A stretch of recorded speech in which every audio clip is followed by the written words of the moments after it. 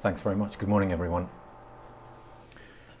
So I'm going to talk about this topic. I'm speaking on behalf of myself and my colleague Clémence Cavoli, who's not here, but she too is from the Centre for Transport Studies at UCL in London. And I should explain that this presentation comes from a piece of work that we did for the Department for Transport in the UK. We were commissioned, the UCL that is, to investigate the key social and behavioural questions associated with automated vehicles. And various people in the room were involved in that project in one way or another. What I'm talking about today is very much going on from that project, so it should be seen as our views rather than those of the Department for Transport. I also ought to say that to some extent what I'm talking about is a bit of a thought experiment, and so we're deliberately looking at extremes in order to try to tease out some of the underlying issues. So not necessarily attempting to predict the future.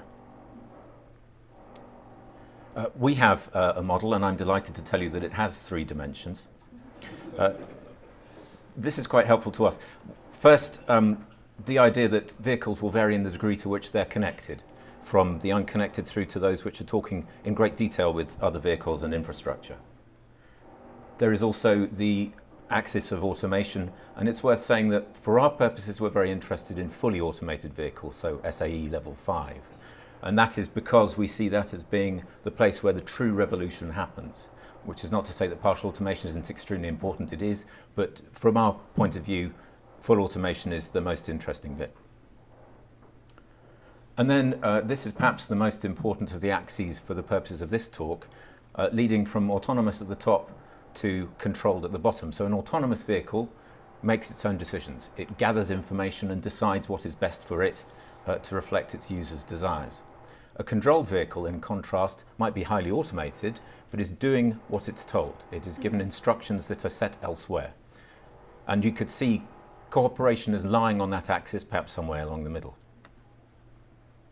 I would suggest, I don't know whether you'll agree, that I think the market is likeliest to produce autonomous vehicles.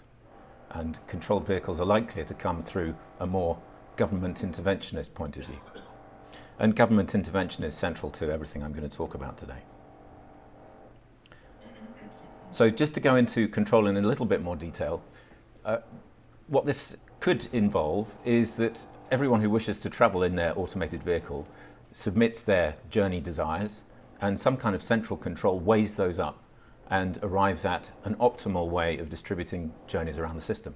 And consequences could be that your preferred departure time is not the time you actually travel. It's displaced somewhat.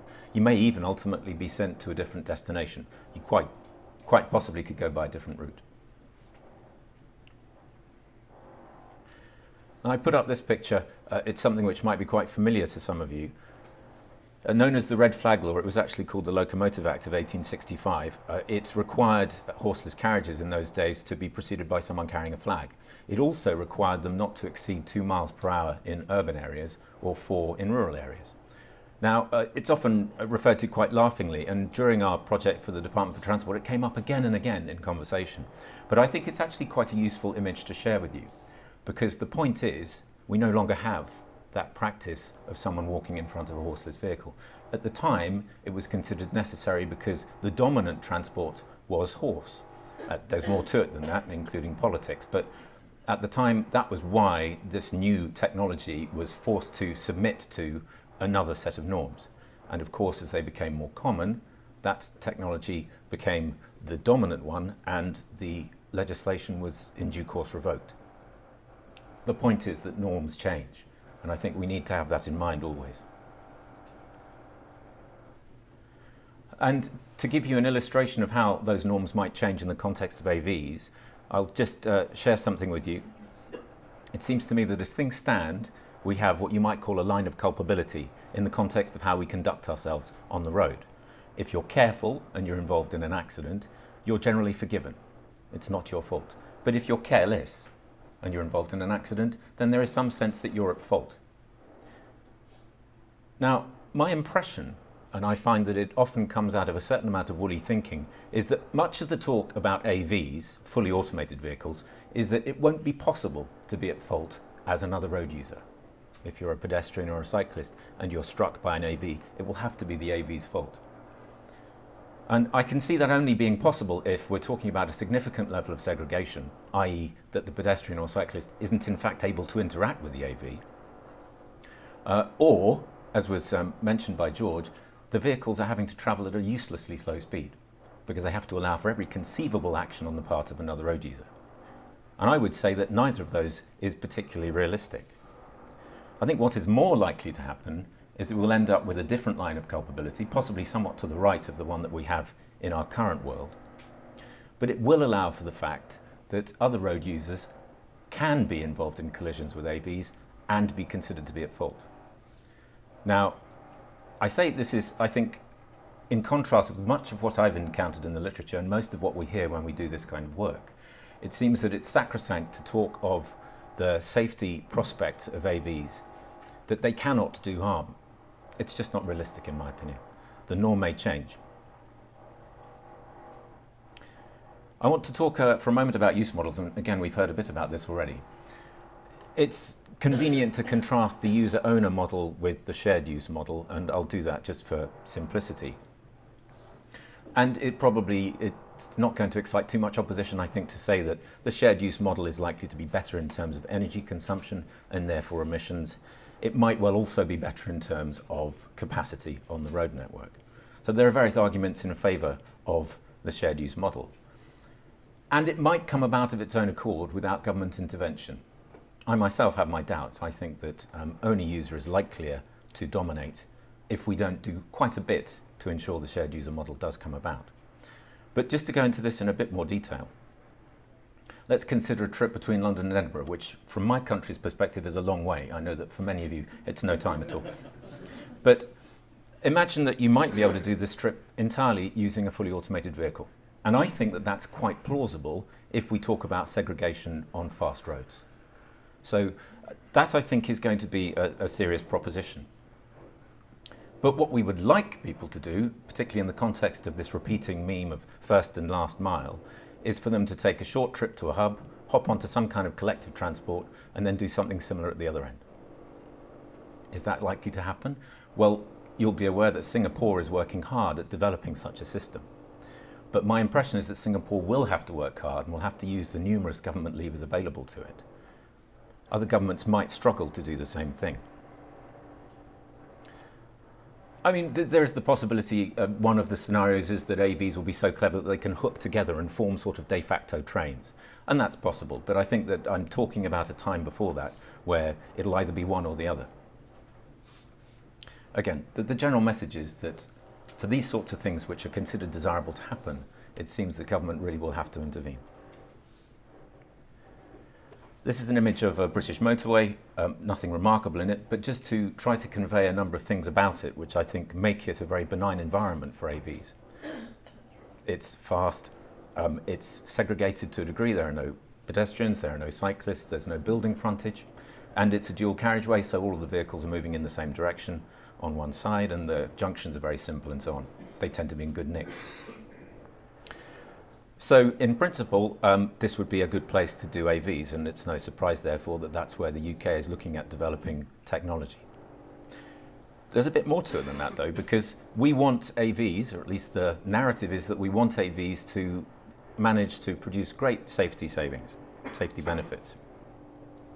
Now, I think it's important to appreciate that collisions have more than one form, and the sorts of collisions that occur on the motorway are often to do with an inattention or distraction, and that's where we might expect AVs to be very effective. The sorts of collisions which derive from poor judgment or interpretation, I think AVs are less well able to deal with yet.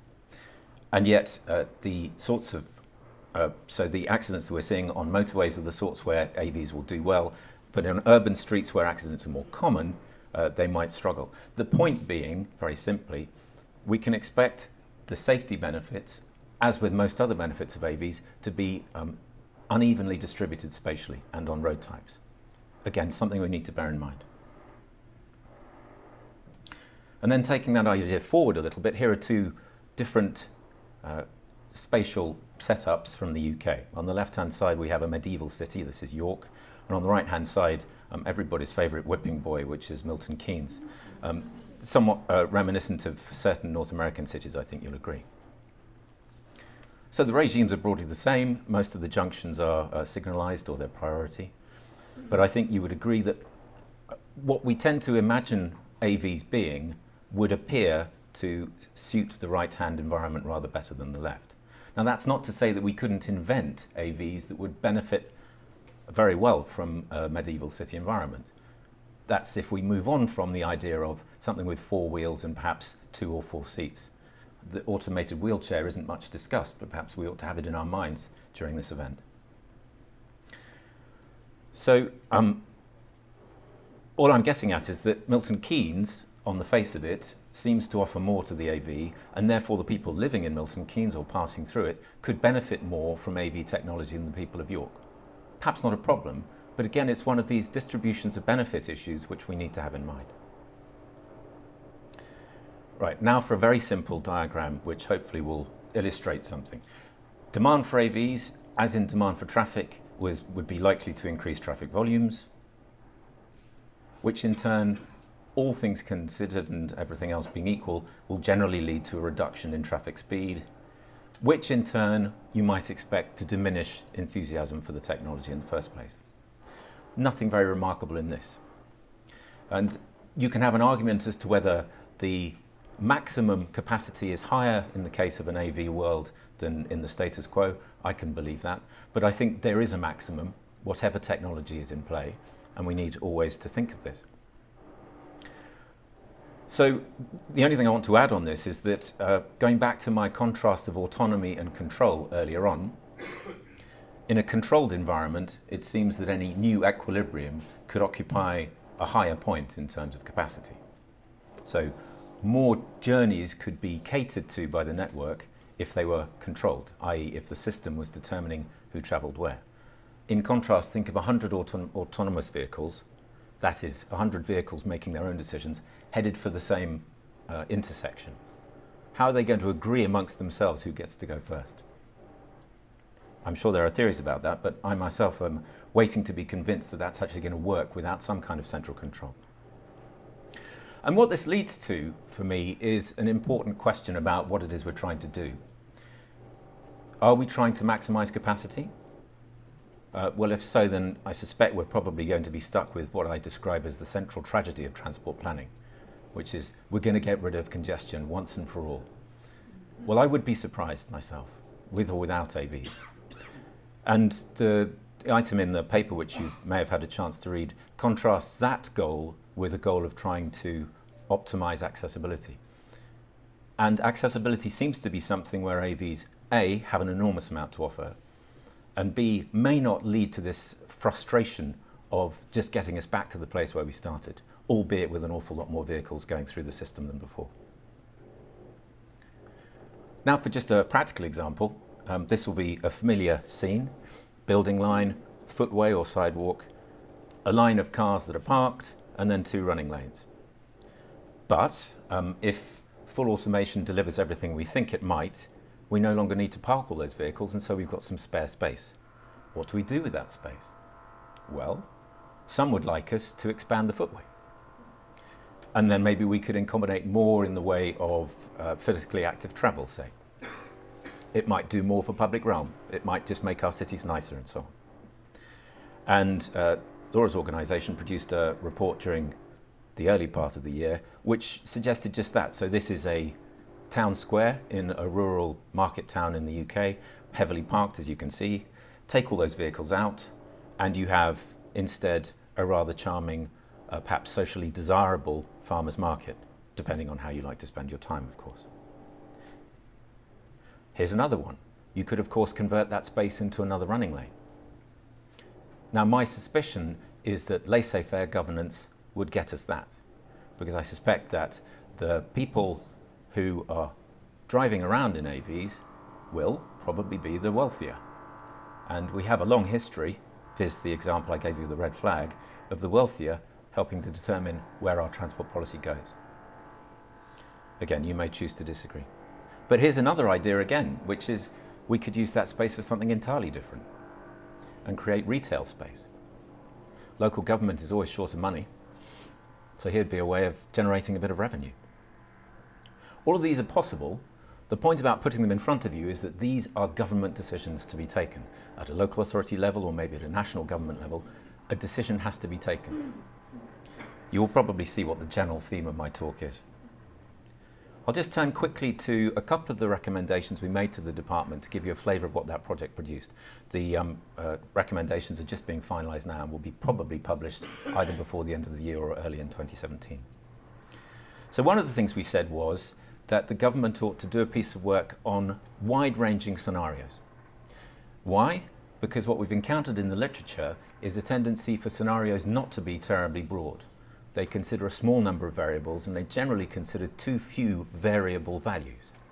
As a result, it's not really possible to think expansively about all of the things that AVs might mean in terms of the nature of the technology, how people respond to it, what the environment is like in which people might be using it. If we were to do a piece of scenario work like that, we might have a pretty decent platform for thinking more cogently about everything else that might follow. The other one was a recommendation that the government should spend some time thinking about everything it could conceivably do with regard to AVs. That might take the form of legislation, it might be incentives, it might be regulation, whatever. And then ask, well, what might those things actually achieve? So not simply what could we do, but also what might we expect that to get us. Again, because it's too easy to sit back and let this technology happen. Right, I'm nearly done. You'll gather there's a very strong theme of governance in what I'm saying. And I don't want to give you the impression that we are zealots for governance. There are significant risks associated with trying to intervene in the development of a technology, and costs as well. But there are equally very significant risks associated with laissez-faire. And it's important to acknowledge those and not pretend that they're not there.